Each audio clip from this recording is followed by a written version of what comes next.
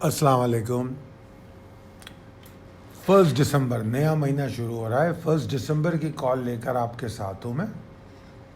सब में पहले तो माजरत कि आज की कॉल कुछ डिले है क्योंकि कुछ मीटिंग्स थी जिसकी वजह से मैं दोपहर 12 बजे से रात मेरे ख्याल में 7 बजे तक बिज़ी रहा हूँ, तो उसके लिए बहुत माजरत।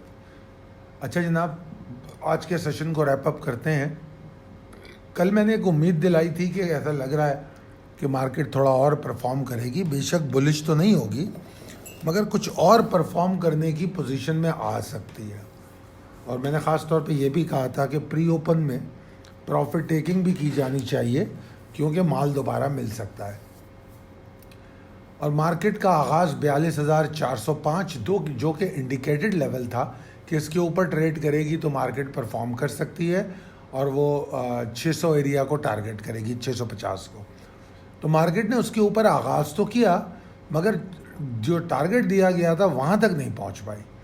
42,500 पे मार्केट एग्जॉस्ट हो गई। और फिर जिस तरह मैंने मिड डे में आपको बताया कि मुस्तकिल 2 अटैम्प्ट हुए आगाज़ के साथ ही और दोनों 515 का हाई बना सके। उसके बाद फिर हमें मार्केट में लोअर हाइज मिलना शुरू हुए कंटिन्यूसली और फिर हम 12 बजे जो है लोस पे आ चुके थे 42,300 एरिया में।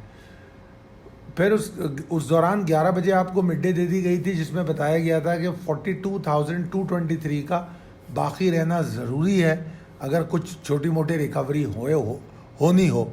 और मैंने ये भी वाज़ेह कर दिया था कि मुझे नहीं लगता कि मार्केट जो है 42,405 दोबारा उसके ऊपर क्लोजिंग दे सकती है, वो मुझे मुश्किल नज़र आ रहा था।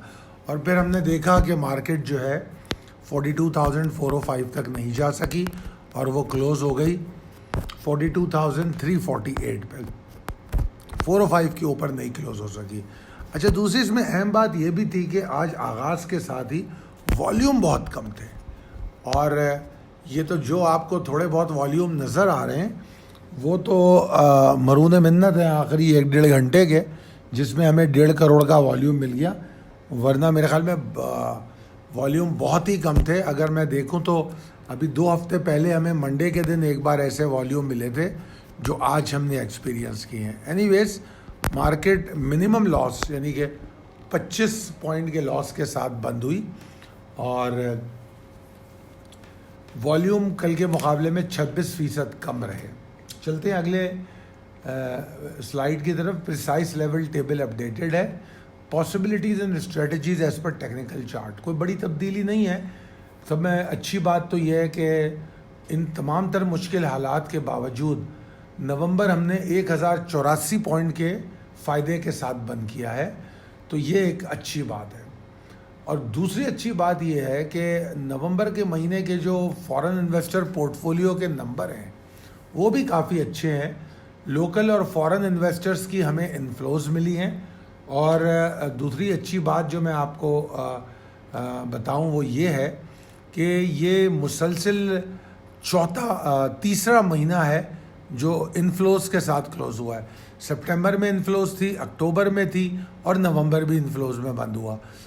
बेशक नवंबर के नंबर्स अक्टूबर और सितंबर जैसे तो नहीं हैं मगर बहरहाल इन्फ्लोज हैं।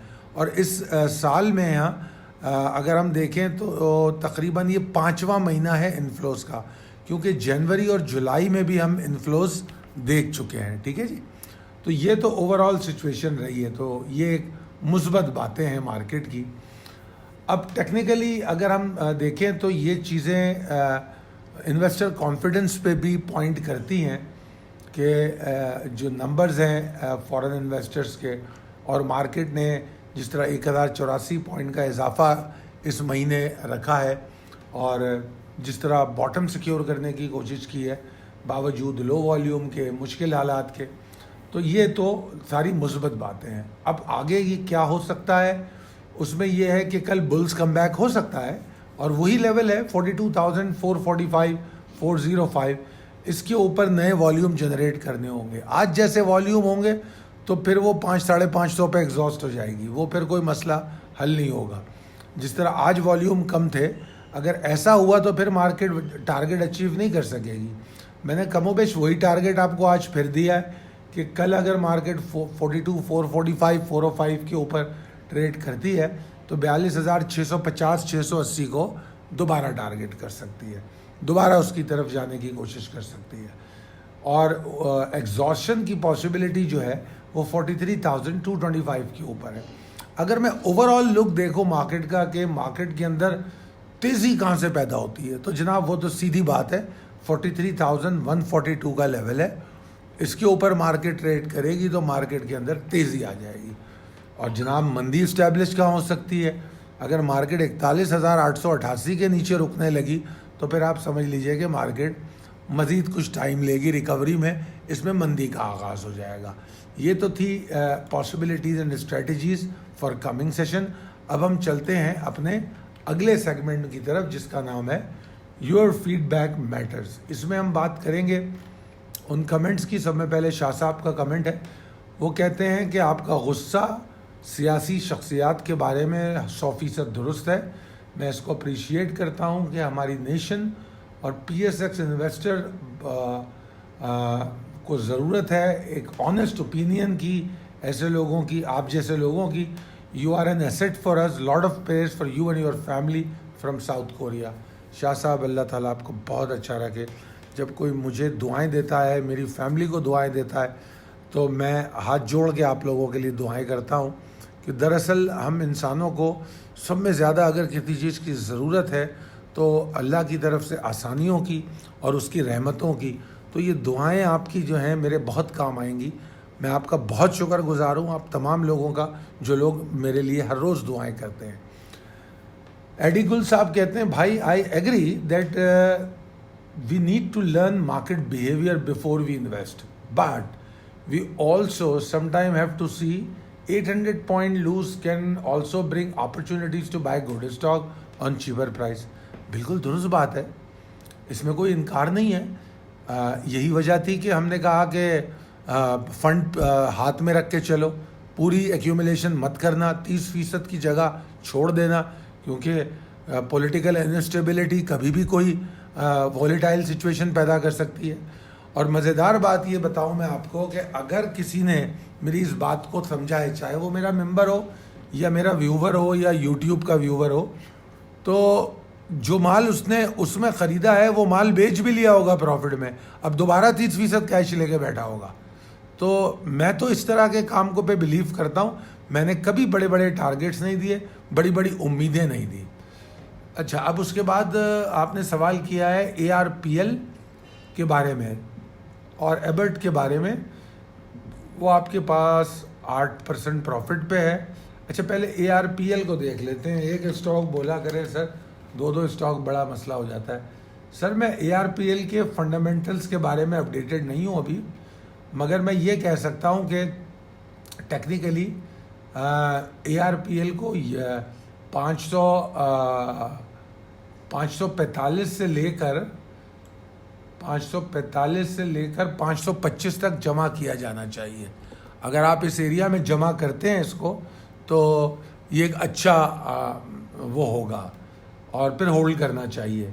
510 तोड़ के प्रेशर आता है तो टेक्निकली 510 तक आप एक्यूमुलेट कर सकते हैं, मगर 510 मुझे लग नहीं रहा, इसलिए मैंने कहा कि 525 तक शायद ये जा सके। आज का मुझे नहीं पता इसका लो क्या है, मगर बहरहाल 545 से 525 के बीच में इसको जमा करना चाहिए। अच्छा, उसके बाद आपने एबर्ट के बारे में बात की है। देखिए, फार्मास्यूटिकल कंपनीज जो हैं इस वक्त थोड़ी दिक्कत में हैं डॉलर की वजह से। जब डॉलर में इस तरह का उड़ान आता है तो सब में ज़्यादा दिक्कत इन कंपनीज़ को होती है। तो अभी ये एक बड़े सीवियर सेलिंग प्रेशर में है और आज से नहीं, पिछले साल दिसंबर से जो ये कंटिन्यू गिर रही है तो पूरा साल गिरती रही है। ठीक है जी, कोई इसमें तब्दीली नहीं आई। तो मेरे ख़्याल में अब इसने एक लो बनाया है, ये एरिया बनता है 535 का। तो अगर 535 पे ये सपोर्ट फॉर्म कर ले तो अच्छा है, नहीं तो फिर ये आपको 500-515 के पास भी मिल सकता है। ठीक है जी, चलता हूँ मैं अगले कमेंट की तरफ। मोहम्मद इस्माइल साहब, माशाल्लाह sir, nice. analysis. May Almighty Allah accept your efforts. Ameen. Sir, my question is, which debt of equity ratio is considered for selection of a stock? I mean total debt to equity या long term debt to equity, request please advise. ये comment मैंने आप कल पढ़ा था और उस पर मैंने जवाब भी दिया था कि ज़्यादातर इकोनॉमिस्ट ये सोचते हैं कि डेट टू इक्विटी रेशियो जो है ग्रेटर देन 2.0 अगर होता है तो वो बड़ा हायर रिस्क है. वैसे तो 1.5 भी हायर हो जाता है, मगर बहरहाल मोस्ट इकोनॉमिस्ट कहते हैं कि 2.0 के ऊपर जो है वो हायर रिस्क है और 1.0 तक ठीक है. और while creditor may see a lower ratio as a positive indicator for financial health, it can be negative sign if number is too low. अच्छा, नंबर 2 लो होने को भी नेगेटिव कहते हैं इकोनॉमिस्ट. बहरहाल 1% को रिलेटिवली सेफ और बेहतर कहते हैं. जीनत ने कहा totally agree with your political analysis, very well said, keep sharing facts with Pakistani people. इंशाल्लाह जितनी मेरा इल्म और मालूमात है मैं आपसे ज़रूर शेयर करूँगा. असद बसरा साहब कहते हैं कि आपका SNGP और कैप्को के बारे में क्या ख्याल है. सर, कैप्को तो मेरे रिकमेंडेड स्टॉक में शामिल है और SNGP में हमने एक एग्ज़िट लिया था और उसके बाद से हमने दोबारा एंट्री नहीं ली है. ये 40 रुपये 50 पैसे या 40 पैसे का एक एरिया था जहाँ पे हमने इसमें एग्ज़िट लिया था.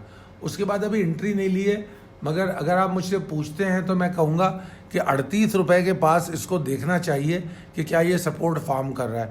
अगर 38 के पास सपोर्ट फॉर्म कर रहा है तो 38 के पास कुछ लिया जा सकता है. Overall SNGP is also good.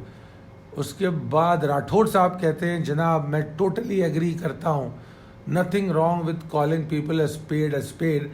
Any sane mind can understand a toxic, destructive and criminal selfish behavior from current opposition.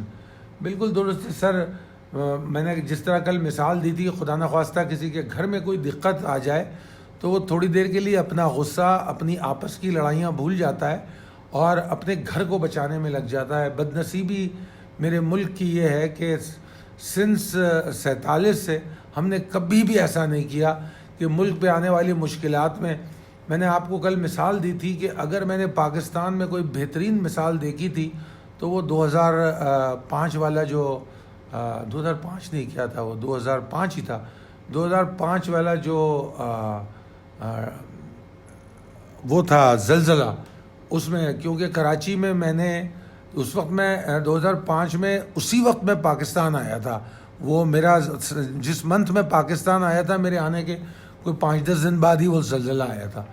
तो मुझे याद है कि क्रेज़ीली कराची में हम लोग काम कर रहे थे और कराची की हर सड़क पे, हर बड़ी चौरास्तों पे जो हैं कैंप्स लगे हुए थे और जो वॉलंटियर्स की हालत थी मैं आपको बता नहीं सकता किस तरह काम किया. तो उस वक्त मेरा दिल बहुत बड़ा हो गया और मैं बहुत फ़ख्र महसूस करता था कि कुछ नहीं सोच रहे थे. हालांकि कराची में तो कोई दिक्कत नहीं आई थी, मगर लोग जनाब बड़ी ज़बरदस्त तरीके से कर रहे थे. और मुझे एयरफोर्स के जो चीफ़ थे उनका वो स्टेटमेंट भी याद है जब उन्होंने PF शारा फैसल बेस पे जो हमारी टीमें काम कर रही थी, और आप यकीन कीजिए कोई सियासी पार्टी की टीमें नहीं थी, नौजवान लड़कियां जमा हुए थे और आपस में खुद ब खुद कोलैबोरेट करके काम कर रहे थे. कोई सियासी फोरम की ज़रूरत नहीं थी, तमाम शहरी बाहर आए हुए थे और काम कर रहे थे.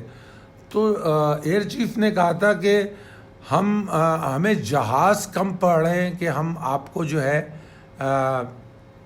वहाँ पर मतलब जो हम भेज रहे हैं, जो जहाज़ कंटिन्यूसली सामान लेके जा रहे थे एयरफोर्स के, तो वो जहाज़ जो डोनेशंस थी उसको पूरा तरसील नहीं कर पा रहे थे, इतना डोनेशन था कराची से. तो वो दौर मैंने कराची में जब देखा था तो मेरा तो दिल बहुत बड़ा हो गया था. मैंने कहा था कि यार वाकई पाकिस्तान में कोई दो राय नहीं. उसके बाद मैं आपको जब बात चल निकली है तो एक और बात बताऊं कि मैंने पाकिस्तान के मुख्तलिफ़ शहर देखे हैं.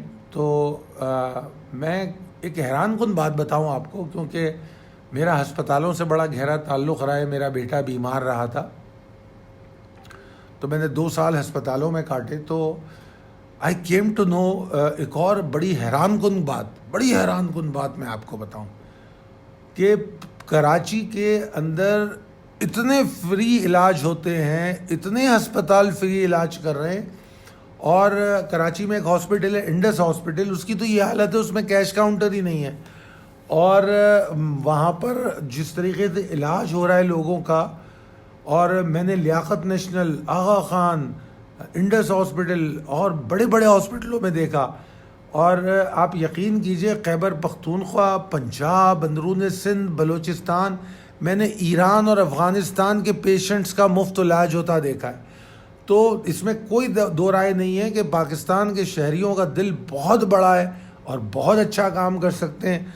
ये बदनसीब हैं ये रूलिंग एलीट कि ये वो अच्छे लीडर नहीं बन सके, वरना कौम तो इतनी अच्छी लोग हैं जो उनके पीछे खड़े हो सकते हैं, जिस तरह खान साहब के पीछे बहुत सारे लोग खड़े हुए और उससे पहले भी और लोगों के पीछे खड़े होते रहे, मगर हर आदमी ने उनको धोखा दिया और वो बेचारे फिर नई ट्रक की बत्ती ढूंढने निकल जाते हैं। बहरहाल बात बहुत आगे निकल गई, आगे चलते हैं। मोहसिन अब्बास साहब, खालिद साहब, हेड्स ऑफ टू यू, खुश रहें सेहत के साथ, आमीन सर। डॉक्टर नूरुल्लाह साहब कहते हैं ई फर्टिलाइज़र और EPCL के बारे में बताएं। सर EPCL को पे थोड़ा प्रेशर था, तो इसको 50 के पास जो है ना, इसको देखिए कि ये 50 के पास सपोर्ट ले रहा है कि नहीं। अगर ये 50 के पास सपोर्ट ले रहा है तो थोड़ा बहुत बाय किया जा सकता है, पूरा बाय इसलिए नहीं किया जा सकता कि अभी इसमें मंदी का रुझान बरकरार है। दूसरा स्टॉक जिसके ऊपर आपने बात की है ई फर्टिलाइज़र है, और ई फर्टिलाइज़र ऑलरेडी जो है हमारे सेलेक्टिव स्टॉक में होता है, ये हर वक्त हमारे पास होता है। हम इसको एग्जॉस्शन पे बेचते हैं, फिर हमको जहाँ नीचे इसमें सपोर्ट आती हुई नज़र आती है फ़ौरन बायबैक कर लेते हैं। अगर इसमें बात करें तो अगर इसने 82 रुपये तोड़ दिया तो इसमें अच्छी तेज़ी हो सकती है, 82 के ऊपर इसमें अच्छी तेज़ी है। और अगर इसकी डिप्रेशन की बात करें तो 80 रुपये 50 पैसे के नीचे डिप्रेशन है। ठीक है जी। उसके बाद मैं चलता हूँ रफ़ीक साहब के उस पर, excellent analysis, loyalty to Pakistan is always preference, इंशाल्लाह ऑलवेज। नूरुल्लाह साहब पोल और SNGP की बात करते हैं। SNGP पे तो मैंने बात कर ली।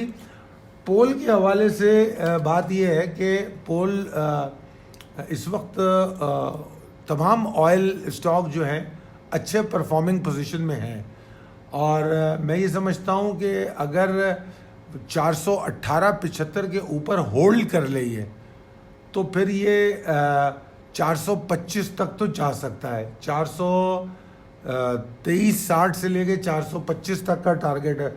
और ये भी बता दूं, अगर 425-55 के ऊपर इसने क्लोजिंग दे दी तो फिर इसका टारगेट बढ़ा है 435 तक का। ठीक है जी। अगला सवाल, परवेज़ इमाम साहब, amazing person, good analysis, thanks, बहुत शुक्रिया सर। राव वकील कहते हैं हमेशा की तरह बहुत अच्छी वीडियो, शुक्रिया। NRL मैंने 130 में लिया था, अब मैं इसमें स्टक हो गया हूँ। अब मेहरबानी करके ये 130 से दोबारा कब आ सकता है? शायद हमने इस पर कल बात की है, दोबारा बात कर लेते हैं। NRL 123 पे लिया था, 223। सर ये क्या कह रहे हैं आप? NRL तो करंटली 123 से बहुत ऊपर है। आप दोबारा आज की कॉल पे कमेंट कीजिएगा आप क्या कहना चाहिए। अगर आप ये कह रहे हैं कि 123 नीचे आएगा तो वो तो मुझे 123 तक तो मैं नहीं कह सकता, मगर इस वक्त देखना है कि ये 203.50 के ऊपर कब तक रुकता है। आपके कमेंट में कुछ गलती है, इसको ठीक कीजिए। शाहरुख आमिर साहब कहते हैं एक्सीलेंट वर्क, मीज़ान बैंक के बारे में सर बताएं। Meezan bank is a very good bank, क्योंकि इसने पिछले दिनों में बहुत बैंकिंग सेक्टर में इसने अपना नाम बनाया है, बहुत ब्रांचेस खोली और फंडामेंटली बड़ा स्ट्रांग हुआ, और इसका अकाउंट बेस भी बहुत बड़ा हो गया है, बहुत ये बड़े बैंकों में शुमार हो रहा है। और अभी मैं समझता हूँ कि अगर you will be lucky if you can buy below 109 से लेके 100 के बीच में जमा कर लें आप, तो बहुत अच्छा है, बहुत अच्छा है। ठीक है जी। अच्छा, उसके बाद अगला सवाल है इस्लाम लर्निंग साहब का। इन्होंने हमेशा की तरह तारीफ़ की है, दुआ दी है। आतिफ कहते हैं लकी बाइंग लेवल बताएं। अच्छा जनाब, लकी का बाइंग लेवल क्या हो सकता है?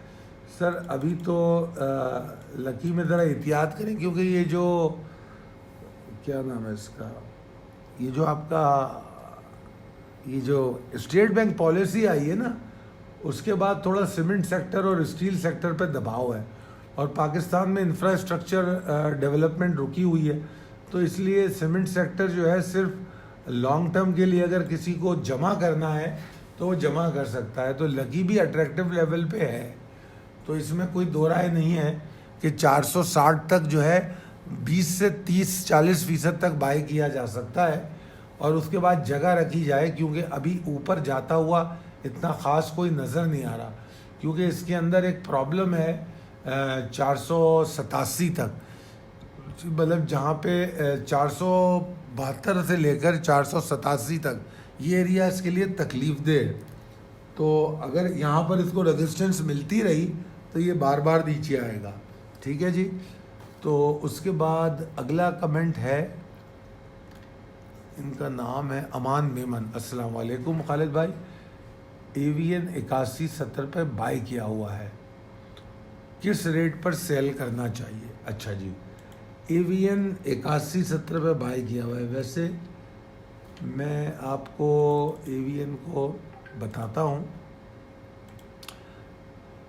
अच्छा वैसे बात हो रही है तो मैं तज़किरा कर दूं कि जो टेक्नोलॉजी सेक्टर है उसमें हमारे पास जो स्टॉक्स हैं उसमें जो रखने वाले स्टॉक है ना, जिनको मीडियम टू लॉन्ग टर्म लिया जा सकता है, वो दो स्टॉक हैं। सिस्टम लिमिटेड जो हमारी पोर्टफोलियो का हिस्सा होता है और एवीएन। ठीक है जी। तो AVN is also good stock. AVN को अभी तो मेरे ख्याल में एवीएन नीचे आया है और 77-86 का लो बनाया था। तो एवीएन की हमने जो कॉल दी हुई थी मैं वो आपसे शेयर कर लेता हूँ, क्योंकि ये मैं अपने मेंबर्स से शेयर करता हूँ जो व्हाट्सएप ग्रुप के होते हैं। 78 रुपये के पास और उसके ऊपर हमने बाइंग रिकमेंड की थी कुछ अरसे पहले, मेरे ख्याल में 10 दिन हो गए, 12 दिन हो गए, आई डोंट नो, मुझे डेट याद नहीं है। ये 78 रुपये 35 पैसे के ऊपर बाय करना था और हम इसको 89 रुपीज़ 60 पैसे का टारगेट सेट कर रहे हैं। ये हमारे मीडियम टू लॉन्ग टर्म तो नहीं कहते इसको, मगर हम मीडियम टू लॉन्ग टर्म कहते हैं। आप लोगों के लिए शायद ये लॉन्ग टर्म ना हो, मगर whatever is above 1 month to 2 month मेरे लिए लॉन्ग टर्म हो जाता है। तो ये हमने 4 से 6 महीने के अंदर हमने इसमें 14% गेन बताई है। तो ये आपके टोटल कमेंट्स थे। उम्मीद करता हूँ कि आपको हमारे जवाब पसंद आए होंगे। बहुत शुक्रिया आप लोगों ने हमारे कमेंट सुने। आप लोगों की आसानी के लिए बता दूं कि एक तो 4th क्वार्टर पोर्टफोलियो हमारा हम दे चुके हैं और इसके बहुत से स्टॉक ऐसे हैं जो अभी भी बाइंग रेंजेस में हैं और हम वो बाय करवा रहे हैं। 16 से 30% का गेन आप इसमें ले सकते हैं 4 से 6 महीने में। एवीएन जो मैंने आपसे शेयर किया वो इसी पोर्टफोलियो का हिस्सा था और 0345619043 पर आप रब्ता कर सकते हैं।